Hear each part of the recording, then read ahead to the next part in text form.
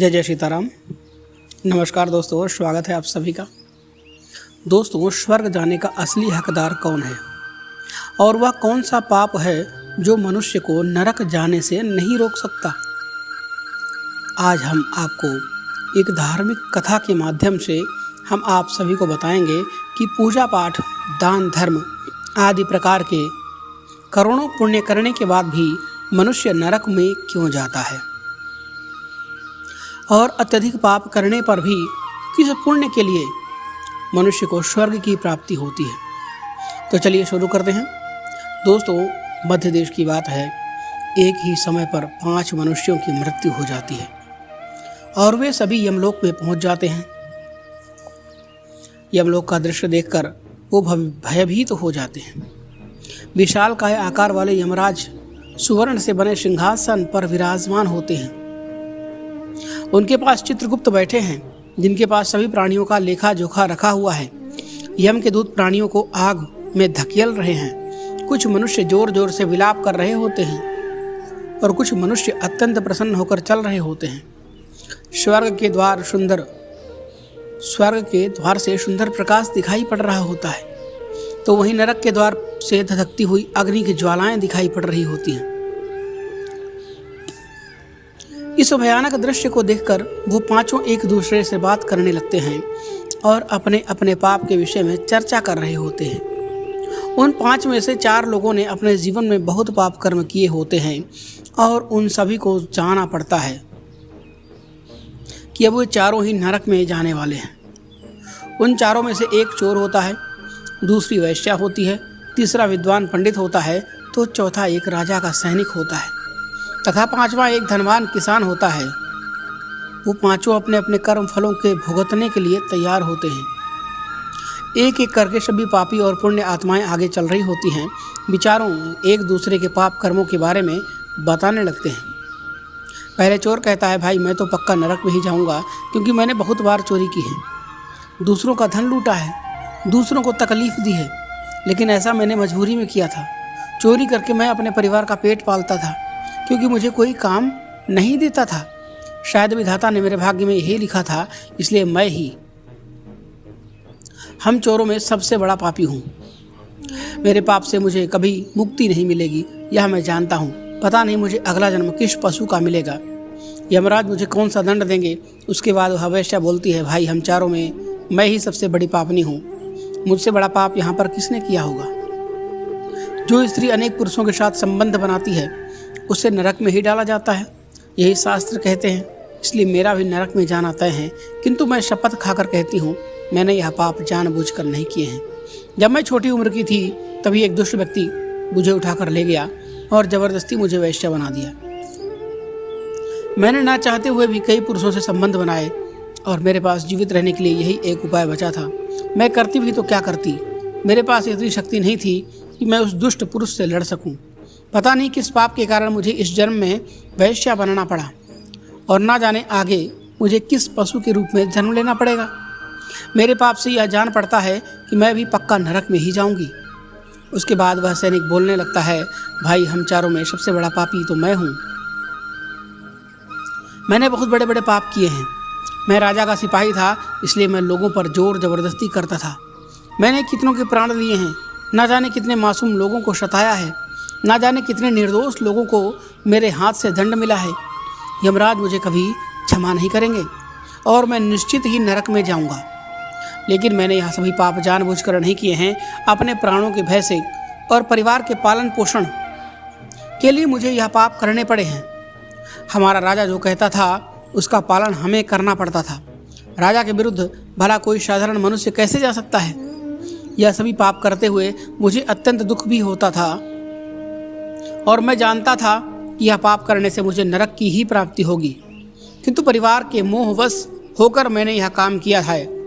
लेकिन पाप तो पाप होता है, पाप करके पश्चाताप करने का क्या फायदा। इसलिए मेरा नरक में जाना तो तय है। उसके बाद वह विद्वान पंडित बोलता है, भाई हम चारों में सबसे बड़ा पापी तो मैं हूँ। तुम लोगों ने जो पाप किए हैं वह जाने अनजाने में किए हैं या किसी ने तुमसे जबरदस्ती कराए हैं। या मजबूरी में किए हैं, किंतु मैं तो विद्वान था, मैं तो सब सत्य असत्य जानता था, मुझे सच और झूठ का ज्ञान था, लेकिन फिर भी मैंने धन के लोभ वश ये पाप किए हैं। शास्त्र कहते हैं कि जो सब कुछ जानकर भी पाप करता है वह निश्चित ही नरक में गिरता है। मैंने अपने ज्ञान का दुरुपयोग किया है। मैंने अपने ज्ञान का उपयोग लोगों की सहायता के लिए नहीं, बल्कि धन को कमाने के लिए किया है। मेरे घर की परिस्थिति अत्यंत गरीब थी। मेरे पिता भिक्षा मांगकर गुजारा करते थे, लेकिन मैंने अपने घर की गरीबी को दूर करने के लिए धन लेकर ज्ञान देने की चेष्टा की है। शास्त्र कहते हैं जो विद्वान ब्राह्मण अपने ज्ञान का दुरुपयोग करता है उससे निश्चित ही नरक में जाना पड़ता है। मैंने लोगों को ज्ञान देने के बदले में उनसे धन लिया है और कभी किसी को मुफ्त में ज्ञान नहीं दिया है। इसलिए आप चारों में सबसे बड़ा पापी तो मैं ही हूँ और मुझे ही नरक में जाना पड़ेगा। उन चारों की बातें सुनकर वह धनी किसान हंस पड़ा और बोलने लगा, तुम चारों तो इतने बड़े पापी हो कि तुम लोगों को नरक में ही जाना पड़ेगा। तुम लोगों ने घोर पाप किए हैं और इसलिए यमराज तुम लोगों को कभी माफ़ नहीं करेंगे। यहाँ पर मौजूद मैं अकेला ही सबसे अधिक पुण्यवान हूँ। मैंने अपने जीवन में बहुत पूजा पाठ किया है, ब्राह्मणों को दान दक्षिणा दी है, मैंने मृत्यु से पूर्व गाय का दान भी किया है और अब मेरे सभी पुत्र पौत्र मेरी आत्मा की मुक्ति के लिए बड़े कार्यक्रम का आयोजन कर रहे हैं।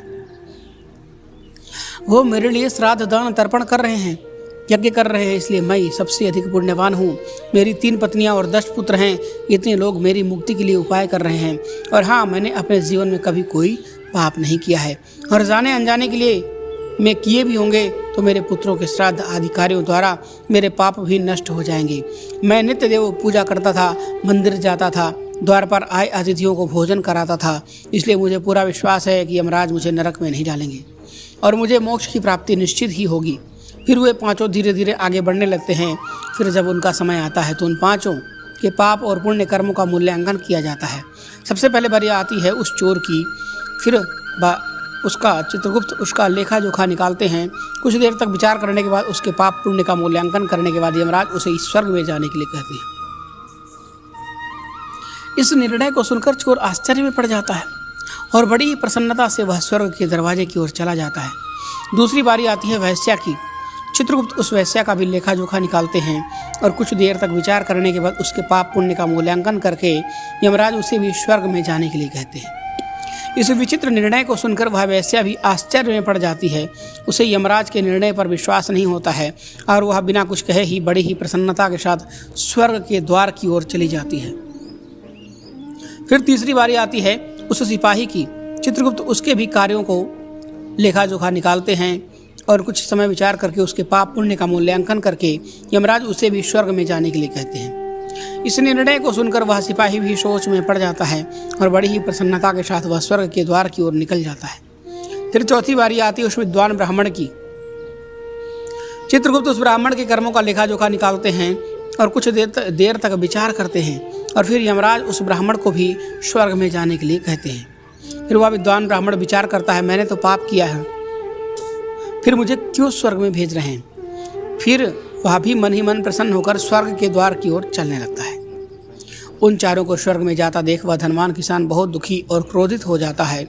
वह सोचने लगता है कि यह कैसा न्याय है, इन पापियों को स्वर्ग जाने का मौका मिल रहा है, फिर मैंने जो पुण्य काम किए हैं उनका क्या पापी और पुण्यवान एक ही जगह पर डाले जाएंगे, तो पुण्य करने का फायदा ही क्या। फिर उस धनवान किसान को यम के दूत जोर से धकेल देते हैं और कहते हैं, अरे पापी तू आगे चल, तुझे नरक में ही डाला जाएगा, यमराज तुझे माफ़ नहीं करेंगे। यह सुनकर वह धनवान किसान भयभीत हो जाता है और कहने लगता है, मैं तो स्वर्ग में जाऊंगा, मैंने कोई पाप नहीं किया है। फिर वह धनवान किसान यमराज के सामने आकर खड़ा हो जाता है। चित्रगुप्त उसके कर्मों का लेखा जोखा देखते हैं और उसके पाप पुण्य के कर्मों का मूल्यांकन करते हैं तो उसके पाप का पलड़ा भारी हो जाता है और यमराज उस धनवान किसान को कहते हैं, अरे दुष्ट, तूने तो बहुत बड़ा अपराध किया है, तू तो नरक में जाने के ही योग्य है।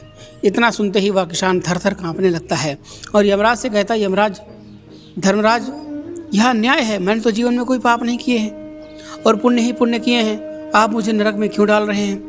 और मुझसे पहले जो 4 लोग गए थे वो तो घोर पापी थे, उन्होंने बड़े बड़े पाप और अपराध किए हैं, उन्हें तो आपने स्वर्ग में डाल दिया और आप ऐसा अन्याय मेरे साथ क्यों कर रहे हैं। अगर ऐसा अन्याय होगा तो भला कौन सा मनुष्य धरती पर पुण्य करेगा। फिर यमराज कहते हैं, अरे पापी, तूने जो पाप किया है वह तो उन चारों के पापों के सामने कुछ भी नहीं है। तेरे एक पाप के कारण तेरा सारा पुण्य नष्ट हो गया। यदि तूने यह पाप नहीं किया होता तो तू स्वर्ग में जा सकता था, लेकिन तूने यह पाप जानबूझकर किया है, इसलिए तुझे नरक में ही अवश्य जाना पड़ेगा।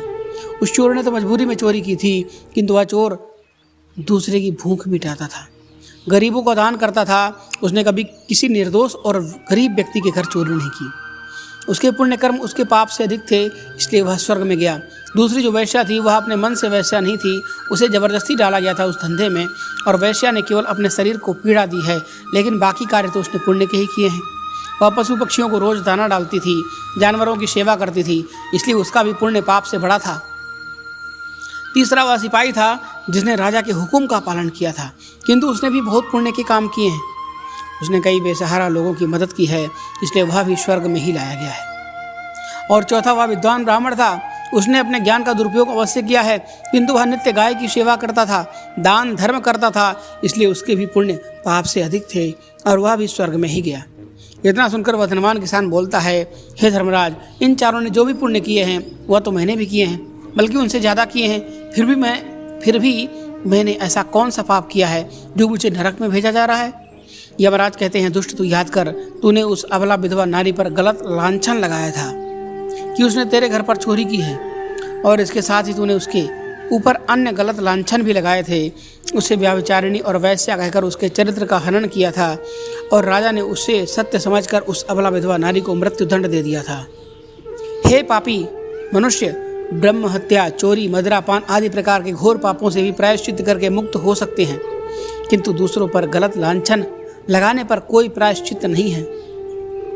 जो दूसरों पर गलत आरोप करता है, सत्य जानकर भी दूसरों को झूठ कहकर उनके ऊपर दोष डालता है, तो वह तो सबसे बड़ा पापी है। उसके द्वारा किए गए सभी पुण्य नष्ट हो जाते हैं।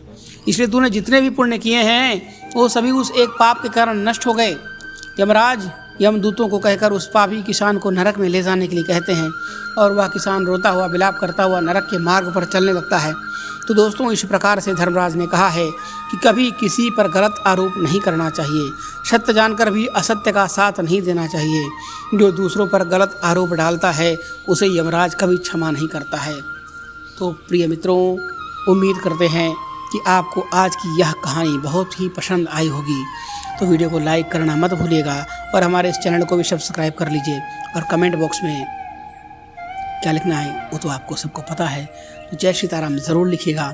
मिलते हैं एक नई वीडियो में एक नई जानकारी के साथ, तब तक के लिए धन्यवाद। हर हर महादेव।